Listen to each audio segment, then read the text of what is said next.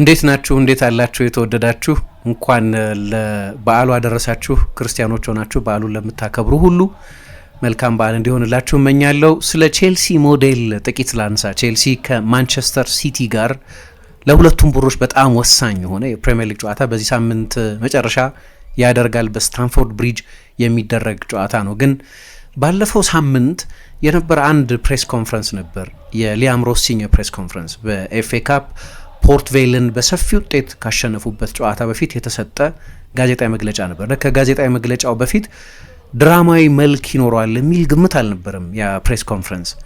ግን የቼልሲ በቅርብ ጊዜ የተሾሙ አሰልጣኝ ስለ ኤንዞ ፈርናንዴዝ የተናገረው ነገር ድራማዊ እንዲሆን አደረገው። ምን አለ? በሚቀጥሉት ሁለት ጨዋታዎች ላይ ከዚህ ከፖርት ቬል ጋር ከሚደረገው የኤፍኤ ካፕ ጨዋታና ደግሞ በሚቀጥለው ሳምንት በጣም አስፈላጊ ከሆነው የማንቸስተር ሲቲ ፕሪሚየር ሊግ ጨዋታ ውጪ ነው በቅጣት ምክንያት የሚል አስተያየት ሰጠ እና ችግሩ የነበረው ወይም ኤንዞ እነዛን ጨዋታዎች እንዲቀጣ የተደረገበት ምክንያት ለአርጀንቲና ብሔራዊ ቡድን ለወዳጅነት ጨዋታዎች ለመሳተፍ በተጓዘ ጊዜ ከሀገሩ ብዙሃን መገናኛዎች ጋር አንድ ቃለ ምልልስ ሰጥቶ ነበር እና ያ ቃለ ምልልስ ላይ አንድ ነገር ተናግሮ ነበር። ማድሪድ ቦነስ አይረስን ታስታውሰኛለች እና እዛ ከተማ ላይ መኖር ውብ ይመስለኛል ብሎ ስለ ከተማይቱ ነው የተናገረው።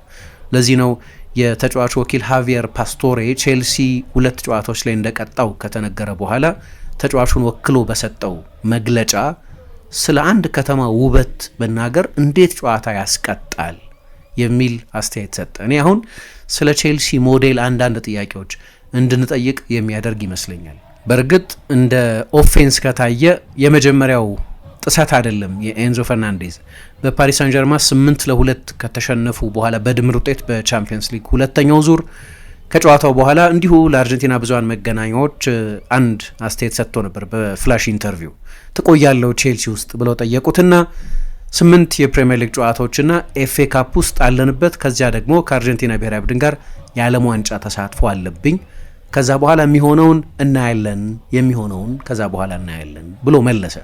ተጫዋቾች ምንም ያህል ረጅም ኮንትራት ቢኖራቸው ስለ ወደፊት ቆይታቸው ሲጠየቁ እንዲህ አይነት መልስ መስጠታቸው አዲስ እና ያልተለመደ አይደለም። ብዙ ጊዜ ስለ ቆይታቸው በብዙሃን መገናኛዎች በሚጠየቁበት ጊዜ ኮንትራት አለኝ፣ ነገር ግን የውድድር ዘመኑ መጨረሻ ላይ እናያለን የሚል አስተያየት መስጠታቸው ብዙ ጊዜ የተለመደ ነው። ይሄ ሁለቱም አስተያየቶች ማድሪድ ውብ ናት፣ ቦነስ አይረስን ትመስላለች ማለቱ እና ከውድድር ዘመኑ መጨረሻ በኋላ የኔ ዕጣ ፈንታ በተመለከተ ይታያል የሚል አስተያየት መስጠቱ የሚያስቀጣ ይመስላችኋል? ሌሎች ተጫዋቾች ከዚህ በፊት ሲናገሩ አልሰማንም ወይ? የቼልሲ አካሄድስ ምን ማለት ነው? ስለ ቼልሲ ሞዴልስ ምን ይነግረናል? የሚል ውይይት እንድናደርግ ስለፈለግኩ ነው።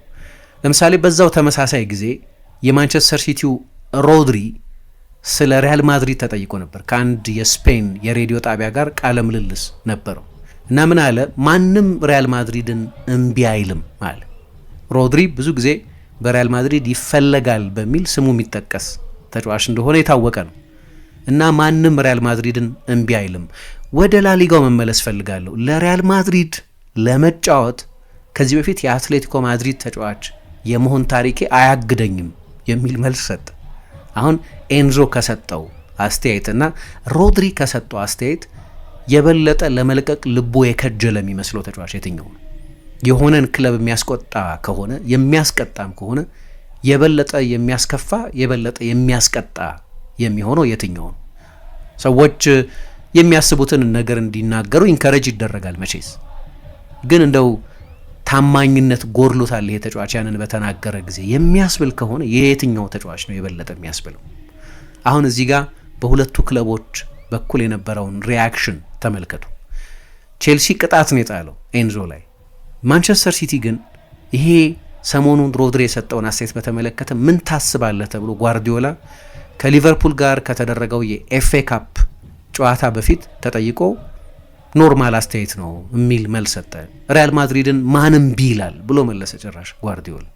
ነገር ግን ሮሲኛ ያለው መስመር ተጥሷል፣ ከባህላችን ልንገነባ ከምንፈልገው የቡድን እሴት አንጻር መስመር ተጥሷል። ስለዚህ እንደ ክለብ ነው የወሰንነው፣ አዘ ፉትቦል ክለብ with me part of that process we have made that decision እንደ ክለብ እኔ የዛ ሂደት አካል ሆኜ ይሄንን ውሳኔ ወስነናል ሲል ውሳኔው የሊያም ሮሲኝ ብቻ ሳይሆን የቼልሲ አለቆቹ ውሳኔ እንደሆነ ራሱ በዛ ፕሬስ ኮንፈረንስ ላይ ተናግሯል። አሁን የአየር ጠባይን የሚስማማ የአየር ጠባይ ወዳለበት ቦታ ሄዶ የመኖር ምኞትን በተመለከተ ብዙ ጊዜ ተጫዋቾች አስተያየት ሲሰጡ እንሰማለን። ለምሳሌ በመጨረሻ ቤርናርዶ ሲልቫ ኮንትራቱ ሲያልቅ ከማንቸስተር ሲቲ ጋር እንደሚለያይ ሰማን እንጂ ለአመታት ይናገር ነበር። እንዲያውም አንድ ሰሞኑን የሰራሁት ፕሮግራም አለ ስለ ቤርናርዶ ሲልቫ። ምን ይላል? ማንቸስተር ሲቲ ሊዝበን ውስጥ ቢሆን ኖሮ እስከ 40 ዓመት ይጫወት ነበር ይላል። ነገር ግን የማንቸስተር ከተማን የአየር ንብረት ቅዝቃዜውንና ዝናባማነቱን ስለማይወደው ከ2021 ጀምሮ በየክረምቱ በእኛ ከማንቸስተር ሲቲ መልቀቅ ይፈልጋል ሲባል ቆይቷል። እሱን ለማስፈረም በሚያስችል ሁኔታ ውስጥ የነበረ ክለብ በተለይ ባርሰሎና አልነበረም እንጂ ወደ ባርሰሎና ወይ ወደ ፓሪስ መሄድ እንደሚፈልግ የአደባባይ ሚስጥር ሆኖ ቆይቷል። በመጨረሻ ግን ኮንትራቱ ሲያልቅ ቤርናርዶ ሲልቫ ምንም ወሳኝ ተጫዋች ቢሆን ምንም የማንቸስተር ሲቲ አምበል ቢሆን ይለቃል። የስፖርታዊ ስኬት ጉድለት አይደለም፣ በአሰልጣኙ ደስተኛ ባለመሆን አይደለም፣ በስፖርት ፕሮጀክቱ ባለመርካት አይደለም፣ ግን የላይፍ ስታይል ምርጫ ነው። መኖር ወደሚመርጥበት ከተማ ሄዶ መኖር ይፈልጋል። ተጫዋች እያለ ነው ደግሞ ያንን ማድረግ የፈለገው። ቤተሰብ ገና በመሰረተበት ጊዜ ልጆቹን ማሳደግ ወደሚፈልግበት ከተማ ሄዶ ነው መኖር የፈለገው። የቼልሲን ቅጣት በተመለከተ ከሌሎቹ ክለቦች ጋር ካነጻጸራችሁት ግራ የሚያጋባ ነገር አለ። ግን ነገሩን እንደ አንድ ነጠላ ክስተት ብቻ ግን ማየት አልፈልግም። እንደ አካሄድ እንደ ፕሮጀክት ነው ማየት የምፈልገው። የቼልሲ ሞዴል ላይ ያለ ትችት ተደርጎ ቢቆጠር ይሆናል ብሉኮ ቅጣት ለመጣል የወሰነው። በቅርብ ጊዜ ባለፈው ወር አንድ ቼልሲን በተመለከተ የሰማነው ኤፒሶድ ነበር። የቼልሲ የደጋፊዎች ግሩፕ አለ ኖት ፕሮጀክት CFC የሚል ወይም ኖት ፕሮጀክት ቼልሲ ፉትቦል ክለብ የሚል የደጋፊዎች ህብረት ወይም ግሩፕ አለ እና እነዚህ ደጋፊዎች በተወካዮቻቸው በኩል ከክለቡ ዳይሬክተሮች ጋር ለመነጋገር ጥያቄ አቅርበው ሆኖላቸው ነበር። ከቼልሲ አንደኛው ዳይሬክተር ጋር ተገናኝተው ተነጋግረው ነበር እና የቼልሲን አካሄድ አንወደውም፣ ስለዚህ አንዳንድ ተጫዋቾችን ውጪ እንዲያዩ የኛ በጣም አስፈላጊ የሆኑ የቡድኑ የወደፊት የፕሮጀክቱ የማዕዘን ድንጋይ ተደርገው የሚታዩ ተጫዋቾች ሳይቀሩ ልባቸው እንዲሸፍት ከቼልሲ ባሻገር እንዲያዩ የሚገፋ ነው። የውይይታቸው ዓላማ የነበረው እሱ የኤንዞ አይነት በጣም ብላተንት የሆነ እንደ ሮድሪ አይነት ለሪያል ማድሪድ ለመጫወት ማን ያመነታል? የአትሌቲኮ ማድሪድ ተጫዋች ሆኜ የማሳለፌ ታሪክ እንኳን ለሪያል ማድሪድ እንዳልጫወት አያግደኝም፣ ወደ ላሊጋ መመለስ ፈልጋለሁ አይነት በግልጽ ነበር የተናገረው አይደለም። የኤንዞ እንደዛ አይደለም፣ ግን ደግሞ ፉል ኮሚትመንት ነው ደግሞ ማለት አትችሉ። ልቡን በሙሉ ቼልሲ ላይ ያሳርፏል ማለት አትችሉ። እና የቼልሲ ደጋፊዎች እንዲህ አይነት ሴንቲሜንቶች እየመጡ ያሉት አንዳንዶቹን ተጫዋቾች የፕሮጀክቱ ሁኔታ ተስፋ ያስቆረጣቸውስ ቢሆን፣ ለምሳሌ ልምድ ያላቸው ተጫዋቾች ያለማስፈረሙ፣ ልምድ አለመቀላቀሉ ጠቅሰው ለምሳሌ ቼልሲ ላለፉት 3 ዓመታት እድሜው ከ27 ዓመት በላይ የሆነ ተጫዋች አላስፈረምም። ኢንፋክት ብሉኮ ከመጣበት ጊዜ ጀምሮ አንድ ተጫዋች ብቻ ነው እድሜው 28 ዓመት ከሆኑ በኋላ የፈረሙ፣ እሱም ቶሲን ብቻ ነው፣ በነፃ ከፉልሃም ያመጡት ተጫዋች ማለት ነው። በወጣት ተጫዋቾች ቡድኑን ለመገንባት ማሰብ ምንም ስህተት የለውም። እንዲያውም ቼልሲን የሆነ ተወዳጅነት ላይካቢሊቲ የጨመረለት ይመስለኛል። ግን በጣም ወሳኝ በሆኑ ጨዋታዎችና በጣም ወሳኝ በሆኑ የውድድር ዘመኑ ምዕራፎች ላይ ልምድና መሪ ማጣት ቡድኑ ላይ ይስተዋላል። ይህንን ለማወቅ የእግር ኳስ ሳይንቲስት መሆን አይጠይቅም። የቼልሲ ደጋፊዎችም የሚሉት እሱን ነው። የወጣት ተጫዋቾች ፕሮጀክት መሆኑ በጠቅላላው ምንም ድክመት ያለበት አካሄድ እንኳ ባይሆን፣ ነገር ግን ዲሳይሲቭ በሆኑ የውድድር ዘመኑ ወቅቶች ላይ ልምድ አጠርነት፣ መሪ ጎደልነት ይታይበታል። እንዲያውም ለክለቡ ዳይሬክተር ካቀረቧቸው መከራከሪያዎች መካከል አንደኛው ራሳቸው ሶሻል ሚዲያ ላይ ከክለቡ ዳይሬክተሮች ጋር የነበራቸውን ውይይት በተመለከተ የጻፉትን ነው የምጠቅሰው። አርሰናል በ2006 ወደ ኤምሬትስ ከሄደ በኋላ በኦስቴሪቲ ውስጥ ስለነበር የስቴዲየሙን ዕዳ መክፈል ስለነበረበት ከፍ ያለ ደሞዝ የሚከፈላቸውን ልምድ ያላቸው የበሰሉ ተጫዋቾችን ማስፈረም የማይችልበት ሁኔታ ውስጥ ነበር። ወደ ኤምሬት ከሄዱ ከ2006 በኋላ ማለት ነው። እና የአርሰናል የቡድን ግንባታ ሂደት ኦልሞስት ኤክስክሉሲቭሊ ወጣት ተጫዋቾች ላይ ያተኮረ ነው እና ያ ቡድን በየጊዜው አሁን ሊበስል ነው፣ በመጨረሻ ዋንጫ ሊያሸንፍ እየደረሰ ነው የሚል በየአመቱ ደጋፊዎች ላይ ኤክሳይትመንት የሚፈጥር ቡድን ሆኖ የቆየም ቢሆን ግን ልምድ አጠርነት ነበረው እና በወሳኝ የውድድር ዘመኑ ወቅቶች ላይ አርሰናል ለ6 ለ7 ወር ጥሩ ሲጫወት ከቆየ በኋላ ከፍ ያለ ብስለትና መሪነት በሚያስፈልግበት ጊዜ እንዲህ አይነት ተጫዋቾች አልነበሩትም። ልክ አሁን ቼልሲ ያደርግ እንደነበረው እንዲያውም ከቼልሲ በጥራትም በሚወጣባቸው ገንዘብም ያነሰ ተጫዋቾች እያስፈረመ ነው እንደዚህ አይነት ቡድን ይገነባ የነበረው። ግን ወደዛ የፕሮሚስ ላንድ ወደ ተስፋው ምድር ወደ ዋንጫ መሸጋገር አልቻለም። ይህንን አርጊውመንት ነበር ያቀረቡት። በኋላ አንዳንዶቹ ተጫዋቾች ጠብቀው ተስፋ መቁረጥ ሲጀምሩ ይለቃሉ።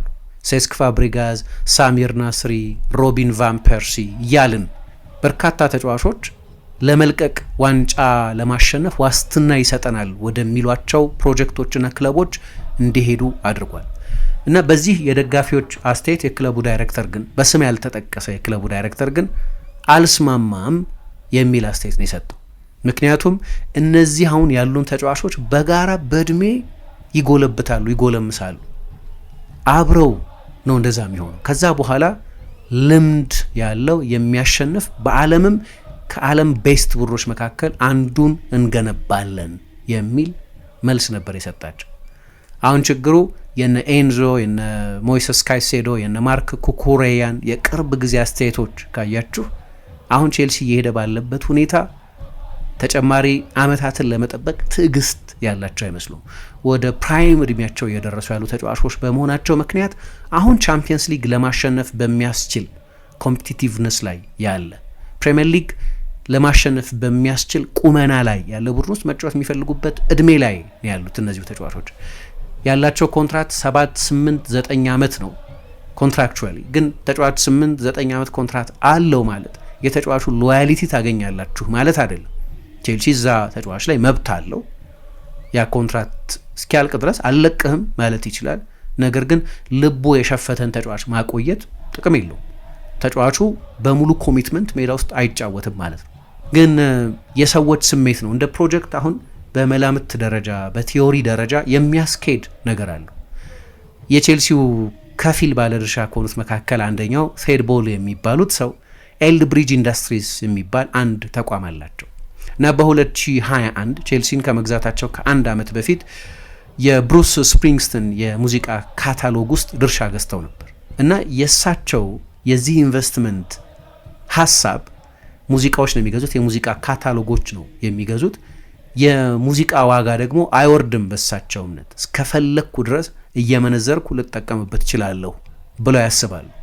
የረጅም ጊዜ ኢንቨስትመንት ነው የእሳቸው ሀሳብ። እንዲያውም የኤልድሪጅ እንዳልኩት ኤልድሪጅ ኢንዱስትሪስ የሚባል ተቋም ነው ያላቸው። የዛ ፕሬዚደንት ቶኒ ሚኔላ የሚባሉ ሰው ናቸው እና ባለፈው ጥቅምት በሲንጋፖር በነበረ አንድ የቢዝነስ ኮንፈረንስ ላይ ስለ ሙዚቃ መብት ግዢ ሲናገሩና ስለ ቴድ ቦሊ የኢንቨስትመንት ህልም ሲናገሩ ከሪል ስቴት ጋር አነጻጽረው ነበር የተናገሩት። ሪል ስቴት ላይ ኢንቨስት ከማድረግ የሙዚቃ መብት ላይ ኢንቨስት የማድረግን ጥቅም ሲሰብኩ ማለት ነው።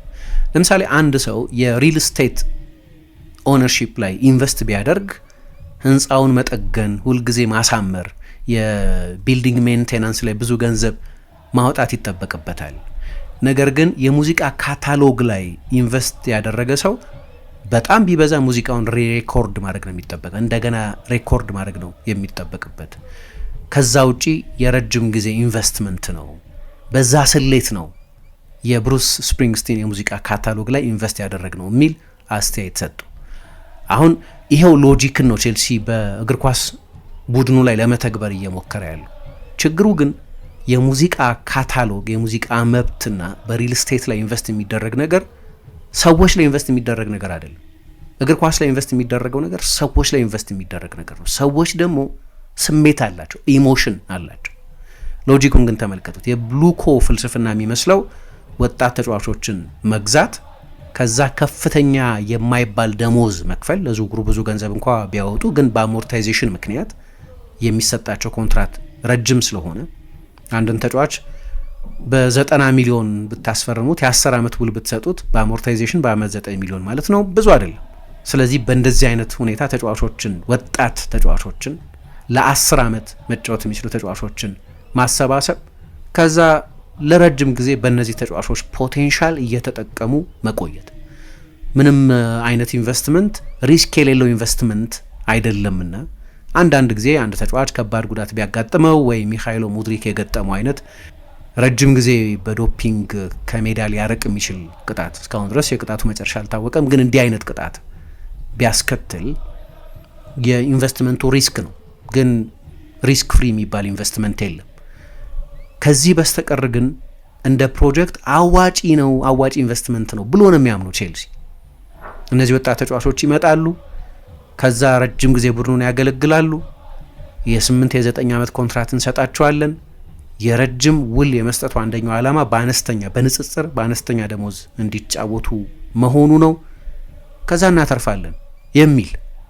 አሁን እዚህ ጋር ያለው ልዩነት ምንድን ነው?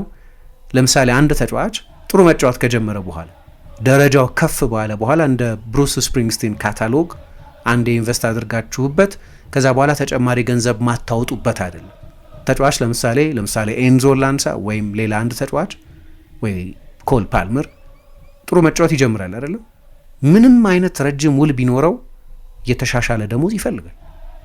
አሁን ለኔ ፐርፎርማንስ አሁን ላለሁበት ስታንዳርድ የሚመጥን ክፍያ ያስፈልገኛል ይላል። ሰው ስለሆነ ኢምፕሩቭመንት ስለሚፈልግ ሰው ደግሞ ሁል ጊዜ የተሻለ ነገር ይፈልጋል። እንደ ሙዚቃ ካታሎግ ወይም እንደ ሪል ስቴት ኢንቨስትመንት ግዑዝ ነገር ላይ አይደለም ኢንቨስት የምታደርጉት፣ ሰዎች ላይ ነው ኢንቨስት የምታደርጉት። ዳንሲንግ ኢን ዘ ዳርክ በጆሮ እየሄደ ሙዚቃ ነው። ዳንሲንግ ኢን ዘ ዳርክ ልክ እንደ ሰው አንዱ ኤጀንት ሄዶ ሪያል ማድሪድ እኮ ይፈልጋል እያለ ምናልባት ሃቪየር ፓስቶሬ እንደሚያደርገው የኤንዞ ፈርናንዴዝ ጆሮች ስር ሄዶ ሹክ አይለውም።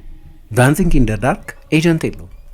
ቦርን ትሮራን የሚባለው ሙዚቃ እንዴት ማድሪድ እና ቦነስ አይረስ እንደሚመሳሰሉ እየተናገረ ስለ ከተማ ውበት ሲናገር አትሰሙት። ሙዚቃ ነው፣ ካታሎግ ነው። ሰዎች ግን እንደዛ አይደሉም። ስለዚህ ኤንዞ ስለ ማድሪድ ህልሙ ሲናገር ልትሰሙት ትችላላችሁ። ሰዎች ናቸው፣ ሰዎች ደግሞ ህልም አላቸው። ቼልሲ ነገሩን እንደ አመፃ ነው ያየው፣ እንደ ሪቤሊዮን። ግን ይሄ ሂውመን ስፒሪት ነው። ሰዎች የሆነ ቦታ የመሄድ ህልም አላቸው፣ እሱ ልትከለክሉ አትችሉ። ለዚህ ነው ፕሮጀክቱ አንዳንድ ጊዜ ሰዎችን ተስፋ ሊያስቆርጥ የሚችለው ቶሎ ዲቪደንድ የማይኖረው ከሆነ። ለምሳሌ የሚቀጥለው ዓመት ቻምፒየንስ ሊግ ካልተሳተፈ የሰው ህልም ነው ቻምፒየንስ ሊግ ላይ መጫወት። ስለዚህ አይኑ ሊቀላውጥ ይችላል አንድ ተጫዋች እና ኖት ኤ ፕሮጀክት ሲኤፍሲ ያኔ ኮምፕሌን ያደረገው ለቼልሲ ለብሉኮ እና ለዳይሬክተሩ ቼልሲ ከሰዎች ጋር ወጥነት ያለው ሪሌሽንሺፕ መፍጠር እንኳ አልቻለም። ብሉኮ የቼልሲ ባለቤት ከሆነበት ጊዜ ጀምሮ አንድ አሰልጣኝ ረጅም ጊዜ ቆየው ለ18 ወራት ነው። ቱኸል ከወር ባነሰ ጊዜ ውስጥ ነው ከኃላፊነት የተሰናበቱት። ፖተር በአጭር ጊዜ ውስጥ ነው ከኃላፊነት የተሰናበቱት። ላምፓርድ በጊዜያዊ አሰልጣኝነት መጥቶ የመጨረሻዎቹን ጥቂት ወራት ነው ያሰለጠነው። ፖቼቲኖ በአንድ ሲዝን ነው የተሰናበተው። ረጅም ጊዜ የቆየው ማሬስካ ነው። እሱ ከስንት ጊዜ በኋላ የደጋፊዎቹን መተማመን እያገኘ በነበረበት ጊዜ ከኃላፊነት ተነሳ። የተነሳው ግን ረጅም ውል እያለው ነው። ከሰዎቹ ጋር አልተጣጣምም፣ ከሃይራርኪው ጋር አልተጣጣምም። ታስታውሱ እንደሆነ ከኤቨርተን ጨዋታ በኋላ ያለፉት 48 ሰዓታት በእኔ የቼልሲ ቆይታ አስቸጋሪዎቹ ጊዜያት ናቸው የሚል ፍንጭ ሰጠ እና ከበላዩ ከሹማምንቱ ጋር ልዩነት ተፈጠረ። ሰዎች ናቸው፣ ግጭት ይኖራል። እንደ ሙዚቃ ቅጂ መብት መግዛት አይደለም።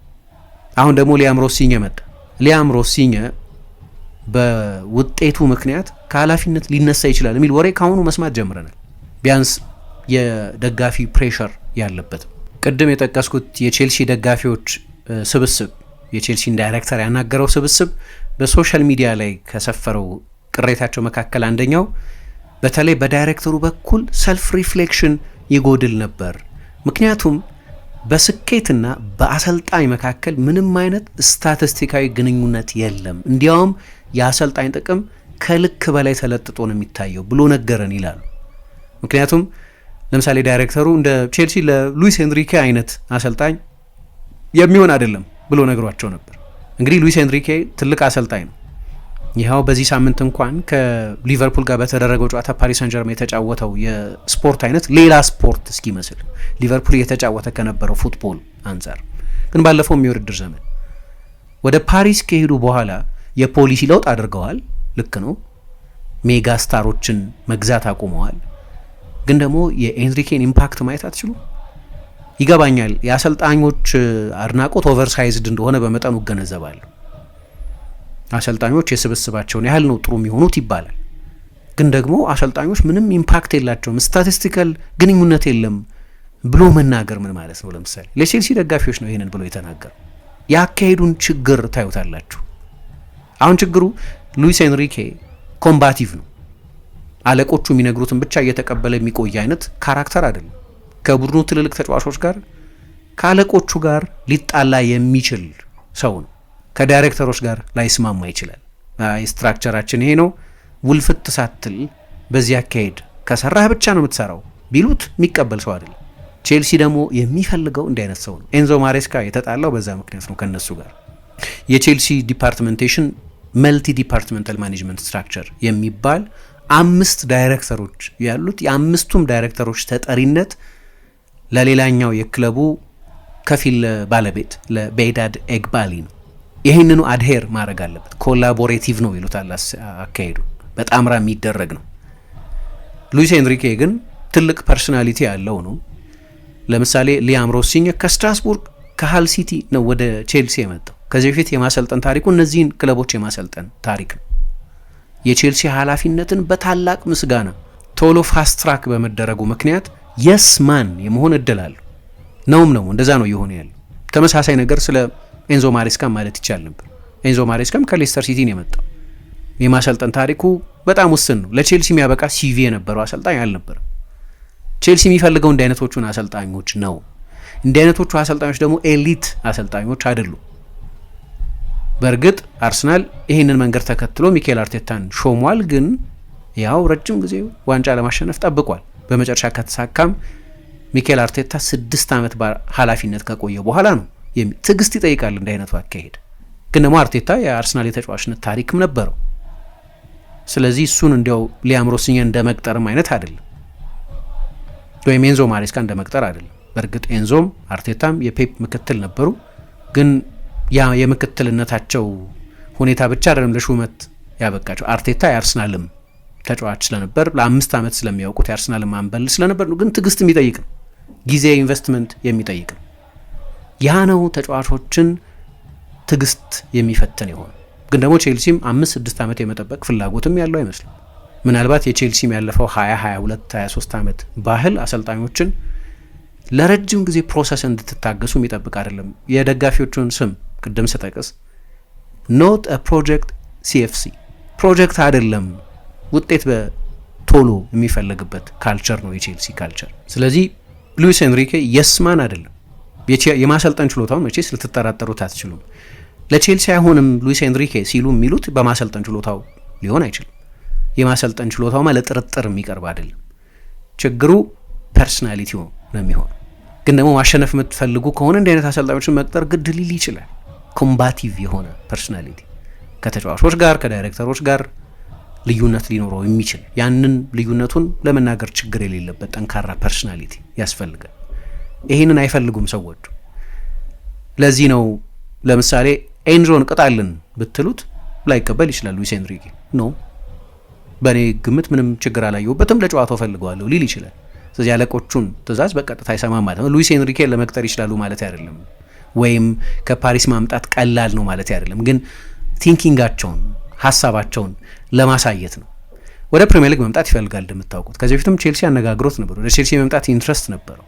የማይቻል አይደለም። በእርግጥ ግን ሊያም ሮሲኝን አይደለም፣ ባርሰሎናን ያሰለጠነ ሰው ነው። የስፔን ብሔራዊ ቡድንን ያሰለጠነ ሰው ነው። አሁን ደግሞ ፓሪስ ሳን ጀርማን ያሰለጠነ ሰው ነው። ፕሮፋይሉ በጣም ከፍተኛ ነው። ስለዚህ ይሄ ባለፈው ሳምንት እንደው የነጠላ ክስተት ብቻ አይ መቀጣቱ ትክክል ነው ብላችሁ ልታምኑ ትችላላችሁ። እሱ አንድ አስተያየት ነው። ግን ደግሞ ነገሩን ጠለቅ ብላችሁ እንድታዩት የሚያስገድድ ነው። ተጫዋቾች ለምን እንደዚህ ይላሉ? ቼልሲ ውስጥ ያሉ ተጫዋቾች የመጀመሪያው ሰው አይደለም ኤንዞ ፈርናንዴዝ፣ ሌሎችም ተጫዋቾች ሲሉ ስለሰማን። ምን ታስባላችሁ እናንተ እዚህ ላይ? ምን ትጠብቃላችሁ? በሳምንቱ መጨረሻስ በሚደረገው ጨዋታ ላይ ኮሜንቶች ልትሰጡበት ትችላላችሁ። በጣም አመሰግናለሁ። ቻው